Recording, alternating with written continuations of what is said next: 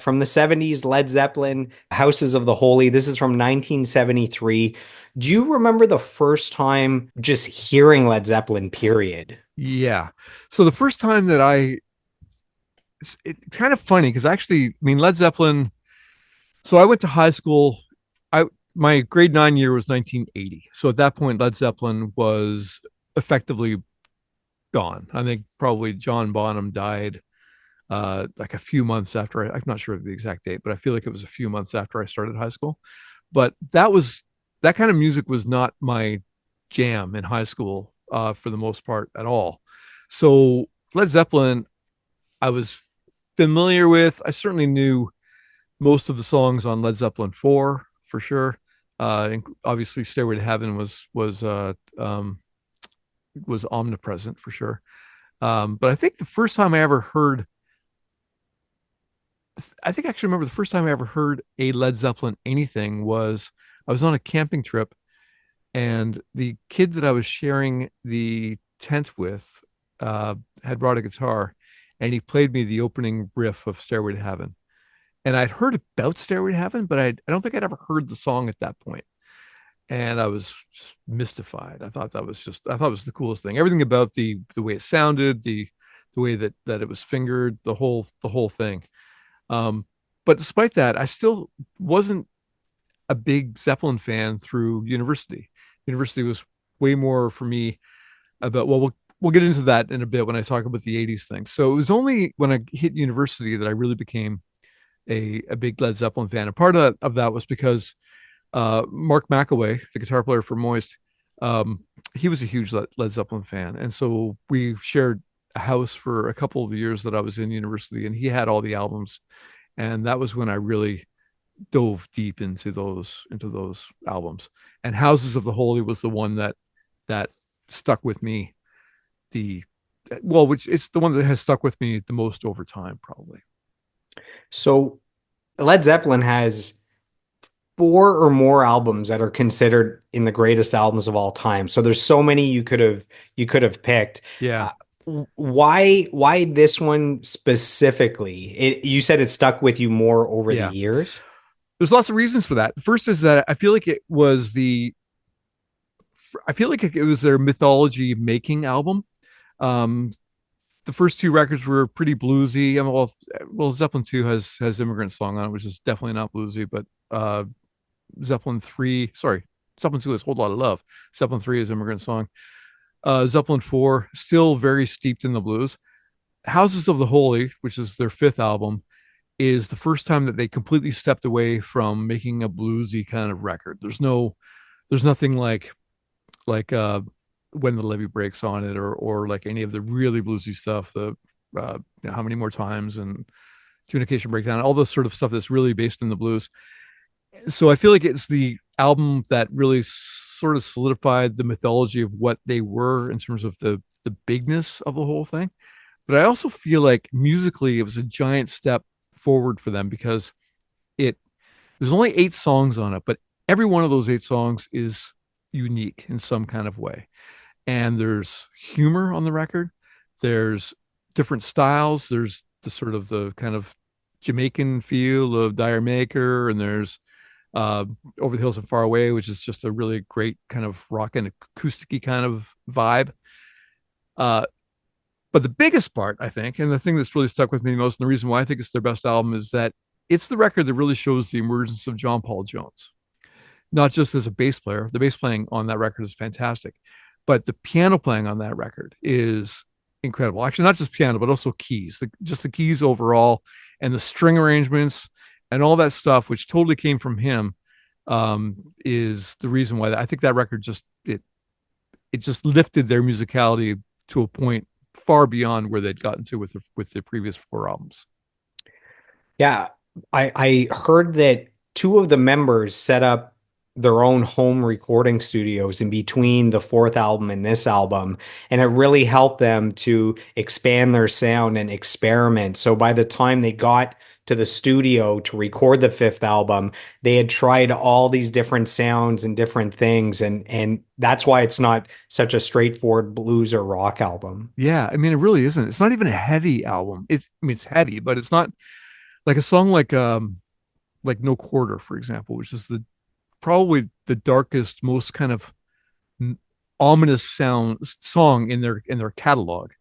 Like it's just so dark. But the guitar sounds in it, they're not loud, gnarly guitar sounds. They're very small, but super menacing. Like it's really hard to describe how that guitar sounds without you got to listen to it. It's not it's and it, you probably even if you think about how you even if you know the song really well and you're picturing it in your head, if you were actually to go back now and listen to it, you'd be like, oh yeah, that's not a super fuzzy, distorted, heavy guitar at all. It's just a really menacing sounding guitar. And every song sounds different. I mean, like, so song remains the same, which kicks off the thing. It's like an overture kind of song. It's almost like the overture from Tommy, from the Who's Tommy. It's that kind of vibe. It's a quick pace. It moves through a whole bunch of different movements into the I had a dream, oh kind of thing.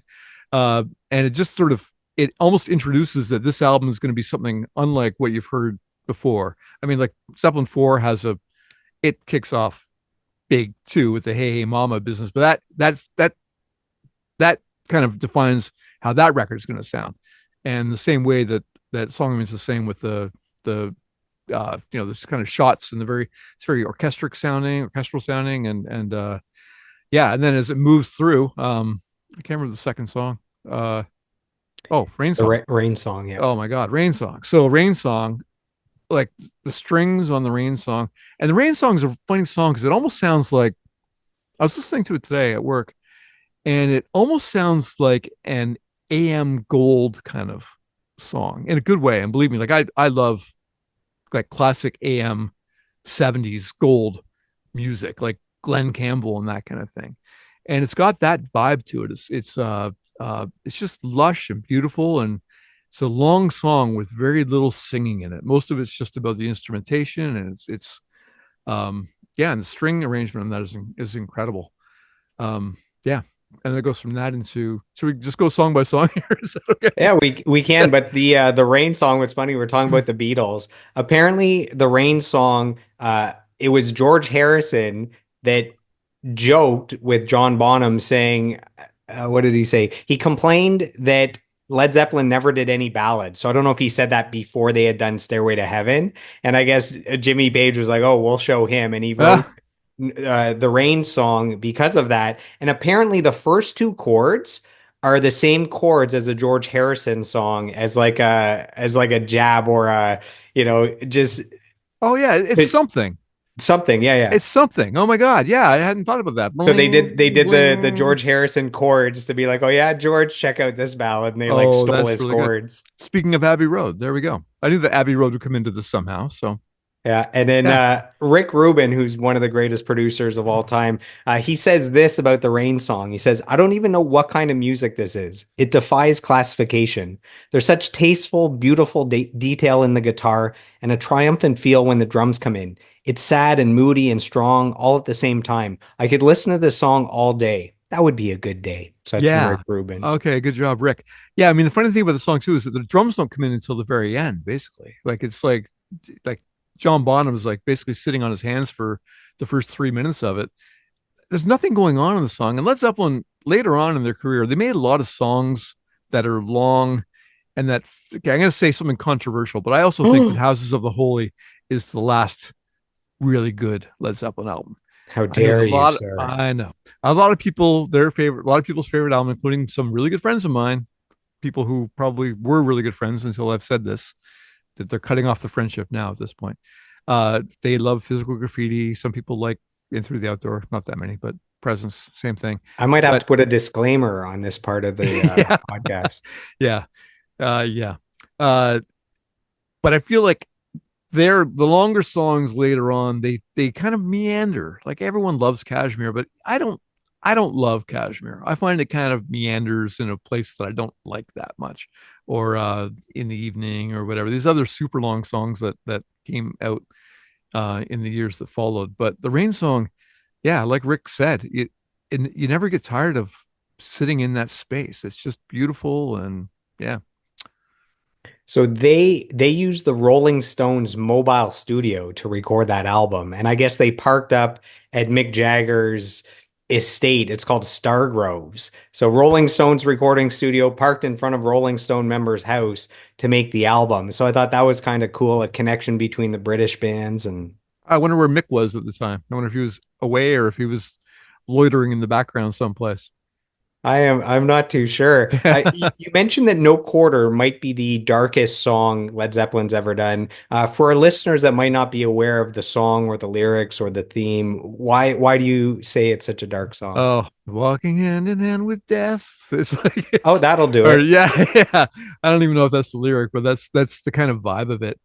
So the vocal processing, it sounds like Robert is uh like in like uh very like in the throes of some kind of lamentation.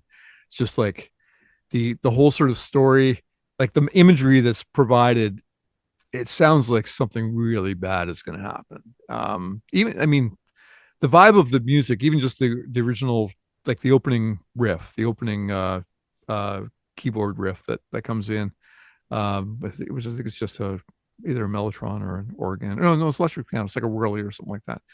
Um, it's just yeah, it's just dark and foreboding. And when it goes from the yeah, just every chord every chord that comes along in the progression just gets lower and lower. Um, and there's not a major chord to be found in that song, to my recollection. Someone out there is probably going to fact check Yeah, me on this, but yeah.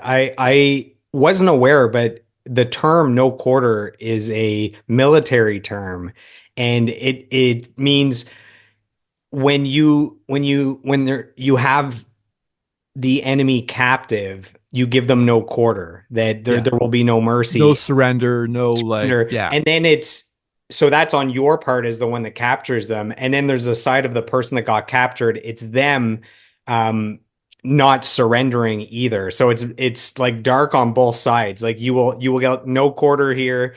This is it for you. And then on the other end, not even asking for something on your behalf. You mercy, realize yeah, this is the end and I yeah. will accept that. So it's such a dark, like two-way Oh turn. yeah, totally. And I mean, again, I'm not really good for listening to lyrics. They kind of I don't know the lyrics to that many songs, strangely enough. But I know that like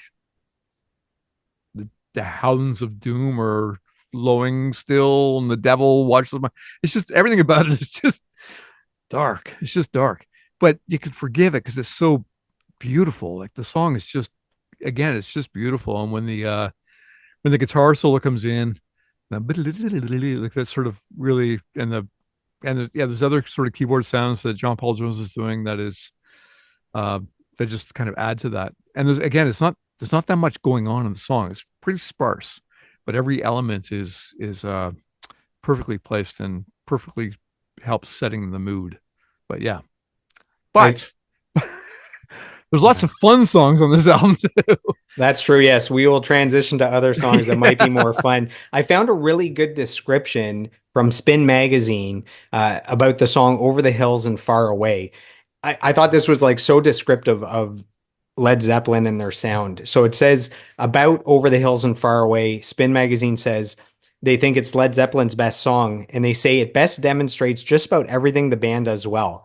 The unforgettable and impossible to pin down opening riff, the life affirming transition from acoustic to electric, the constant switches in tone and dynamic, the piercing solo with double tracked climax, the impeccable interplay of guitar, bass, and drums, uh, plant shrieking, the gorgeous coda, even the super oblique title. So it's like all of Oh Led Zeppelin yeah. wrapped in one song. Oh yeah. I actually thought about the super oblique title, but that is totally it. It's very mystical sounding, even though the song, yeah, the it's a great song, and it almost it starts off sounding like a love song. Hey lady, got the love I need. Like it's perfect and jaunty and fun, and yeah, that song is it's just a good natured song, and that it's just a really great fun riff.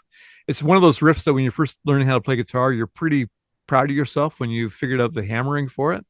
And yeah, and as that thing says when it gets in the ba-dum, ba-dum, anytime you love. That note is so good. Oh yeah, it's so good for sure. Yeah. And that song is just fun and it's light. And that actually uh that is one of the kind of up to that point in their career, it's one of the kind of lightest, most happiest kind of sounding songs. Like there's songs like on Zeppelin 3, there's Tangerine, which is kind of a nice kind of love song kind of thing. And but even their other acoustic kind of songs, like on the ones that are on Zeppelin 4, uh uh oh my god. Uh track 2 and track 3. Misty Mountain, no, not Misty Mountain Hop. Oh god. That's all good. We could search them Yeah, up. I'm bad with song titles sometimes. But Just go listen to the whole album. Yeah. they're acousticy, but they're not um they're not fun. But they're not they're again they're sort of like they they're not purely fun. They sound there's something very dark and mystical about them. Whereas Over the Hills and Far Away is just a fun kind of romp. Yeah. Do you think Led Zeppelin is quite possibly the greatest band of all time? I mean, it's not often that every single member in a band is individually considered to be the greatest musician of all time on that instrument. That's what you have with Led Zeppelin. What That's do you true. think? Are they like if aliens are like, okay, give us one band, one rock band that represents the best that planet Earth can come up with? There's the Beatles, and I guess I'm trying to say like maybe if it's a heavier band, so you don't have to include the Beatles, but it's hard to not pick Led Zeppelin to represent planet Earth. Yeah, no, for sure. They're definitely in the conversation as well. They had the misfortune of being cut short after 10 years. I mean, their recording career was not that much longer than the Beatles, really, again. And they're definitely yeah, I mean the first 5 albums and certainly other songs from the other. I mean, despite the fact that I'm kind of slagging the other everything that came out after this, there's songs from the 3 albums that followed that are also great. Like All of My Love is an amazing song, and oh, Down by the Sea, down by the down by the ocean, whatever. There's a couple songs on Physical Graffiti that are great as well. So yeah, I mean Zeppelin's definitely in the conversation. Definitely in the they're of the they would be one of the 5 for sure. Yeah, I think any other band putting out Led Zeppelin's worst album would be like a career achievement, probably. Oh yeah, yeah, absolutely for sure, Yeah. definitely. Um, yeah, when I did a 1 minute podcast episode on Led Zeppelin, sharing the story behind the band name, like how they came up with Led Zeppelin. Oh yeah, And so I was researching the band. They're the seventh best-selling artist of all time. It's estimated they've sold between 200 and 300 million albums, which is just wild.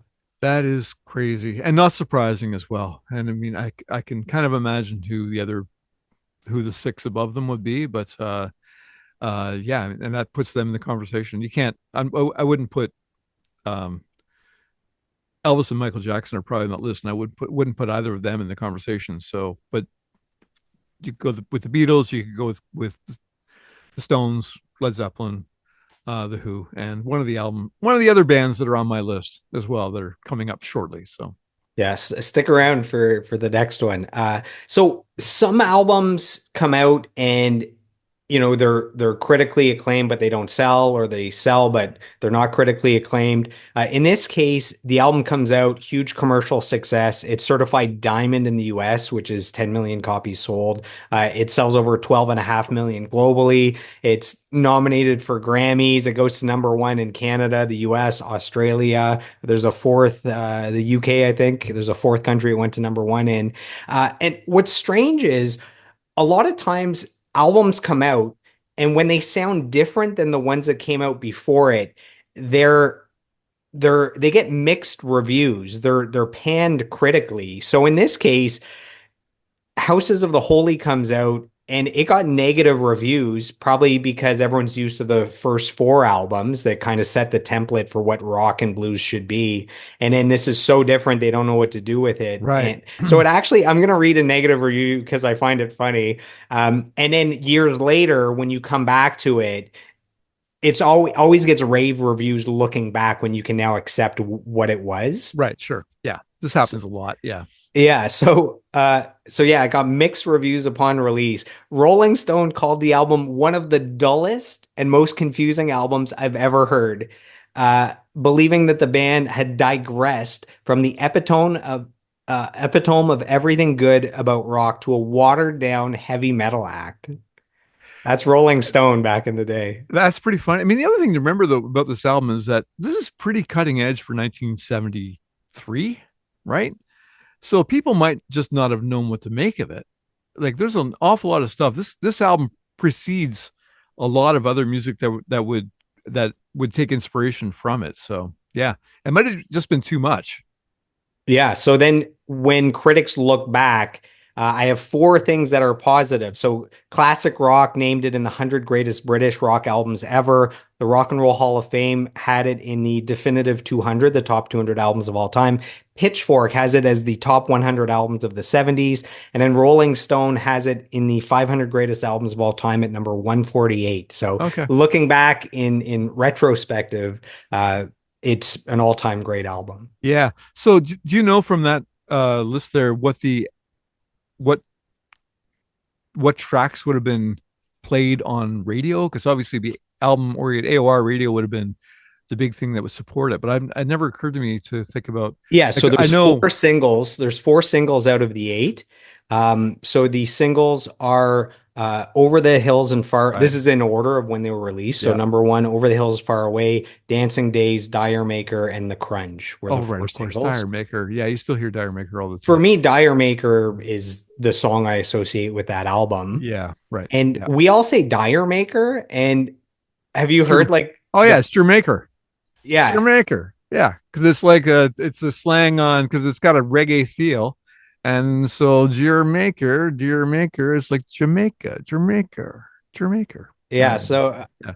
Plant explained the title is derived from an old joke where two friends have the following exchange. One guy says, "My wife's gone to the West Indies," and then the other person replies, "Jamaica." And it's supposed to sound like, did you make her? No, she wanted to go. So it's like it's a Yeah, weird British joke that nobody got, and you people gotta you people gotta have the right. say it's Dire Maker, Yeah, and apparently in the UK they don't say Dire Maker, they say it like Jamaica or whatever. right. You gotta have that I'd accent to never make heard the. that before, Jamaica, it's Yeah, Dire Maker here. So it. I didn't know, but I mean that is information that came to me certainly later than when I thought it was Dire Maker for years. So yeah. that's too funny.